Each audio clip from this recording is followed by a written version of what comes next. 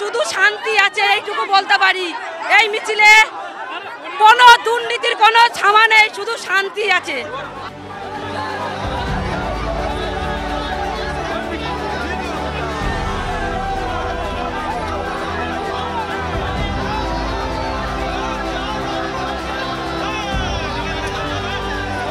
সন্দেশখালীতে জনবিস্ফোরণ কার্যত। সুগন্ধদা,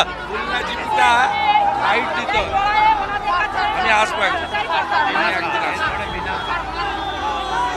জয় শ্রীরাম। জনবিস্ফোরণ কার্যত আজকের মিছিলে। এ তো শুধু সন্দেশখালী 1-2 মিনাকা হাড়োয়া কিছুটা, পুরো বসিরহাট তো নয়, পুরো বসিরহাট নয়, পুরো বসিরহাট ডাকলে 1 লাখ লোক হবে।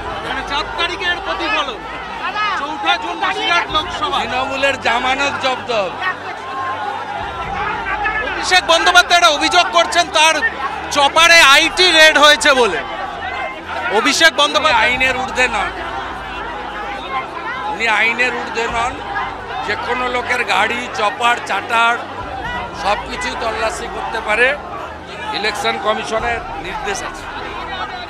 আজকের এই মিছিল কি বলবেন? নববর্ষের জন্য আপনি এখানে এলেন, এখানের মানুষরা এতদিন পর একটা স্বাধীনতার স্বাদ পেয়েছে। এতদিন পরে না, ঘন ঘনেই আসে। না, আপনি বারবার আসছেন, এই যে এত মানুষ বাইরে বেরোতে সাহস নেই। বললাম তো, মানুষ আনন্দ করতে নেমেছে।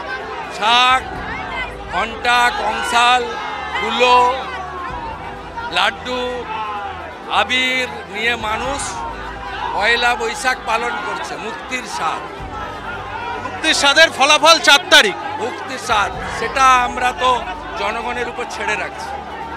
জনবিস্ফোরণ তো কোথাও ইভিএম বন্দী হবে, এতদিন ভোট লুটের অভিযোগ মানুষ ঠিক করে দেবে, ঠিক করে দেবে। রেখাদি কি বলবেন? এত মানুষ, দেখুন এটা হচ্ছে আমাদের জনতা পার্টির একটা শান্তিপূর্ণ একটা মিছিল। এই মিছিলে শুধু শান্তি আছে এইটুকু বলতে পারি। এই মিছিলে কোনো দুর্নীতির কোনো ছামা নেই, শুধু শান্তি আছে। আমাদের এই শান্তিটা দেখে সত্যি খুবই খুশি লাগছে। একদিন আমরা মনের দুঃখে নিজেদের কষ্টে একদিন আন্দোলন বার করেছিলাম। আজকের এই মিছিলে এসে মনের সেই দুঃখটা আমাদের অনেকটাই নিবারণ হয়েছে। আমরা খুশি, কারণ আজকের আমাদের এই সন্দেশখালীর বুকে আজকের শান্তির মিছিল বেরিয়েছে।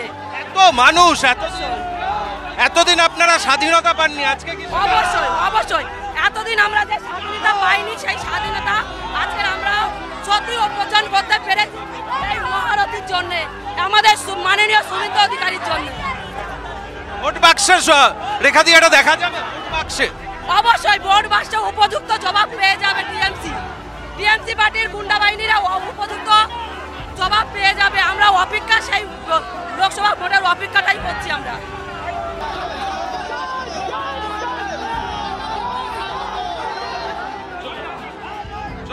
চলো চলো,